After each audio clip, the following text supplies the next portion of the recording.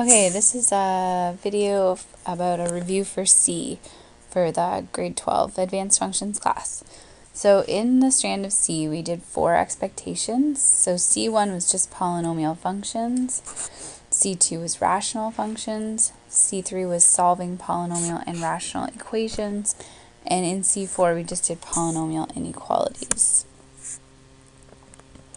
Okay, so this video is just going to be on the polynomial part. So I'm going to talk about C1, polynomial functions. I'm going to talk about C3. Oops. And C4. Okay, I don't know what's happening with my pen here, but yeah. And then I'm going to save rational functions for the next video. Okay, so let's talk about graphs and key features first. So this was C1. So I gave you an equation in factored form in C1. And you had to be able to find roots, y-intercept, and draw a picture and draw like a rough sketch of the graph. So let's just review how to find roots. So we just take each term and set it equal to 0. So x equals 0, x minus 2 equals 0, and x plus 3 equals 0. Because when we're finding roots, we're setting our y value to 0. And then we can find our roots from there. So we do have a root at 0, we will have a root at 2, and we will have a root at negative 3. So if we plot those on our graph, 0, 2, and negative 3. We can also find our y-intercept by setting x equal to 0. So to find our y-intercept, we can just sub 0 in for x. Multiply those brackets out, I'll get negative 6. Just kidding. I'll get 0. Multiplied by 0. Okay, that makes sense because we have a root at 0.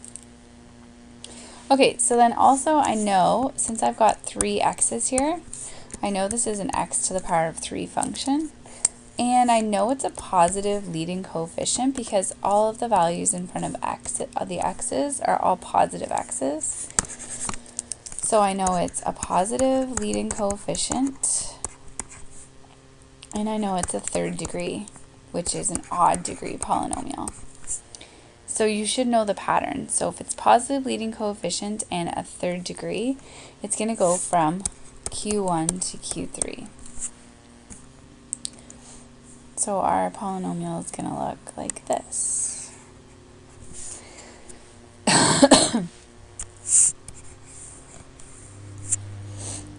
So that was roughly C1, being able to sketch graphs, find roots, and y-intercepts.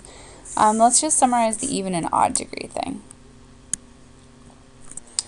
Okay, so if you have an even degree, like x squared, x to the power of 4, x to the power of 6, so the highest degree in the highest exponent of x in your equation will tell you what the degree is.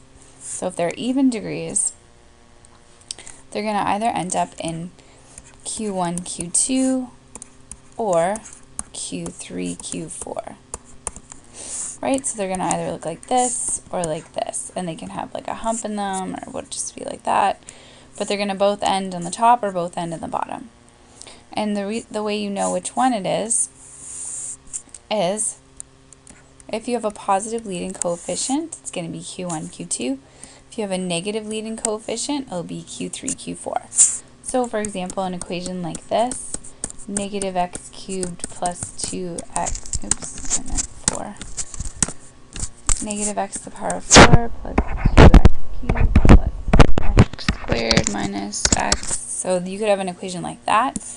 And since the degree is 4, it's an even degree, and there's a negative in front, it's a negative leading coefficient. So that's how you can tell your end conditions. So these here are end conditions. Okay, and then if it's an odd degree, so x cubed, x to the power of 5, etc., odd degrees, it's going to either end Q1, Q3, or Q2, Q4. And it's the same thing. So if it's a positive leading coefficient, it'll be Q1, Q3, like we just saw in the above example. If it's a negative leading coefficient, then it'll just go the other direction. Okay, and then, so that was C1.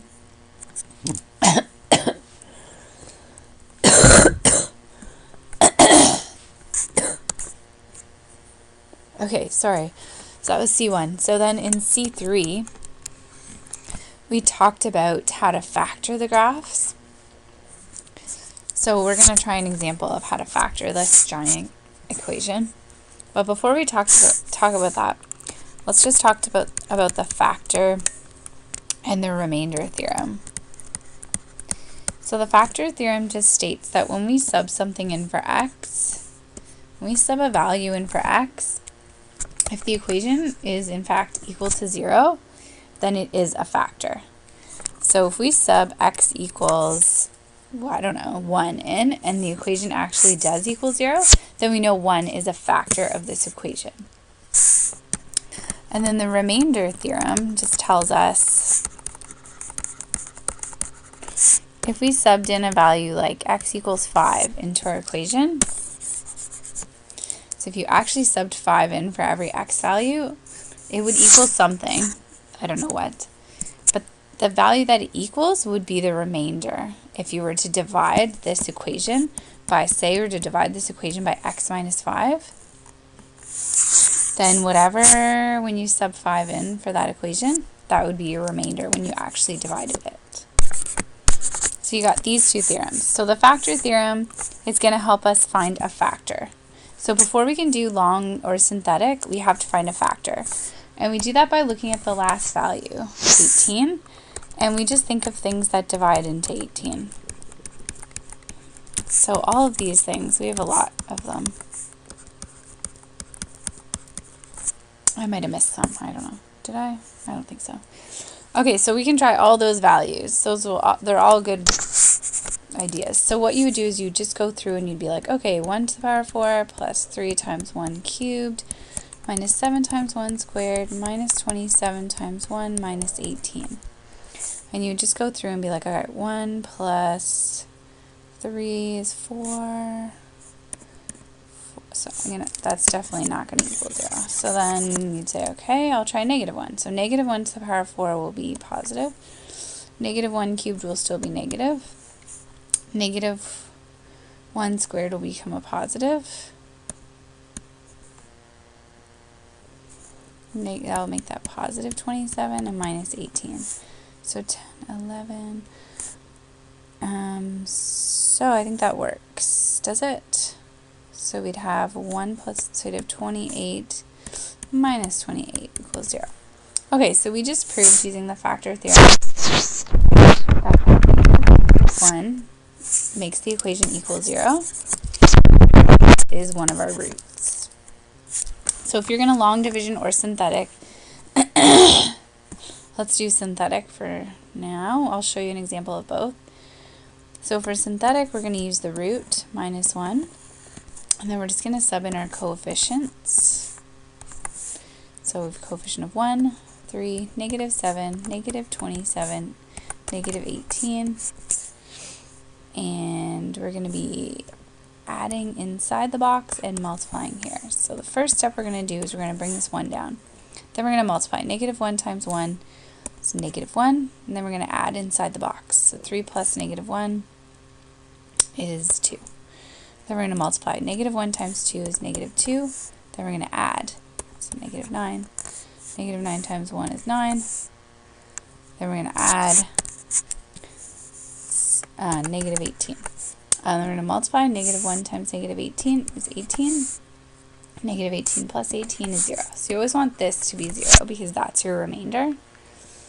Okay, so since our function was a 4th degree, so we've factored out an x minus 1. So what we're going to have now is x plus 1 in our bracket, because minus 1 is the actual root. And then these values here are the coefficients So we're going to start with an x cubed. So that would be 1x cubed plus 2x squared minus 9x to the power of 1 minus 18. So far all we've done is we factored it once. So we got to keep factoring until we get it into a bunch of brackets. So let's try long division for the next one in case you want an example of long division. So now we're going to take this guy and we got to use the factor theorem yet again to try to find a factor. Okay, so I think x equals -2 will be a factor. If you sub it all in, I think the equation will equal 0. So let's try -2 as our next factor. So we're going to try to factor x plus 2, because our root would be -2. And then in here we're going to write x cubed plus 2x squared minus 9x minus 18. Okay, so we're going to say how many times does x go into x cubed? It goes in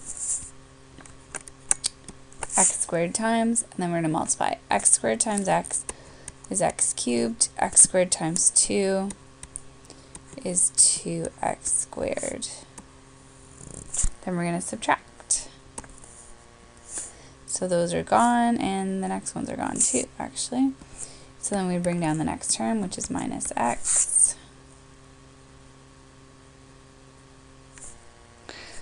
And we're going to say how many times does x go into -9x? Okay, you know what? There's like a couple of different ways to do this, but I'm just going to follow the pattern that we normally do. So when we subtract, this normally doesn't equal 0, but let's just bring this down. 0x squared minus 9x. Then usually we'd say, hey, what goes into 0x, how many times does x go into 0x squared? So it goes in 0x times. So it just turns out there's no x values in this one, but oh well. Then 0x times x is 0x squared, 0x times 2 is 0x. And we subtract them, we just get -9x again. And now we can bring down the minus 18. Now you could have skipped that step because since this ended up being 0, it just means there's going to be no 0x term. There's just going to be a number, a constant. Okay, so then we know x goes into -9x -9 times, so -9 times x, -9x minus 18, no remainder. Okay, so we found x plus 1 already as a factor. Then we just currently found x plus 2. And then using long division, we got x squared minus 9. So from this point, I mean, you can use synthetic or long again to factor this. Or I just know from grade 10 math that is a difference of squares. So it's going to factor into x minus 3, x plus 3. Two things that multiply to -9 and add to nothing. So there, I factored my whole thing out. So now if I wanted to, I could graph it. And then that's pretty much it for C3. I asked you a couple questions on the factor and the remainder theorem, which you could review. They're all in your tests.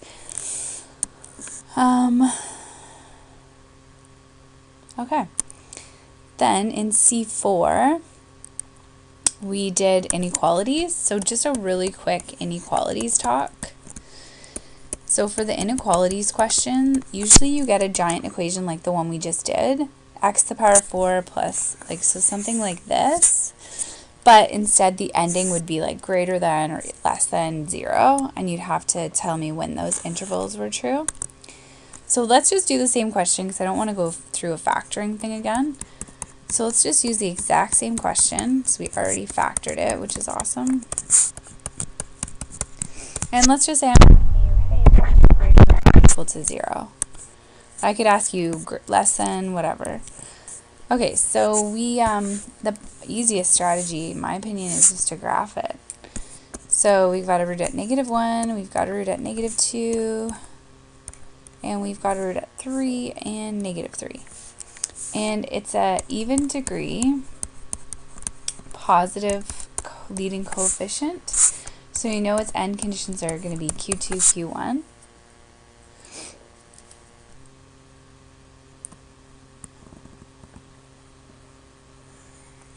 So I'm not sure what these minimums are going to be, but just a rough sketch will do that. although it is way off. Y-intercept will actually be at negative 18.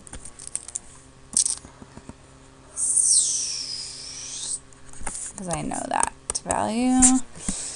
Okay, so then if I wanted to say, hey, when's my graph greater than or equal to 0? Alright, well, in this part, and this part, it's greater than or equal to 0. So I just have to describe that. So this value is negative 3. So maybe I want to say x is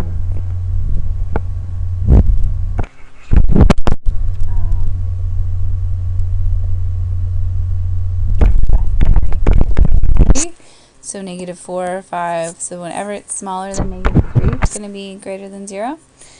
And then I want to say when it's in between negative 2 and negative 1. In between and negative 1. Interval. And then the final one is actually greater than or equal to 3. So in all three of those intervals, it's when the graph is greater than or equal to 0. So for C4, I would just ask you that, and sometimes you'd have to actually factor the equation and then draw the graph and find the interval. And that's it.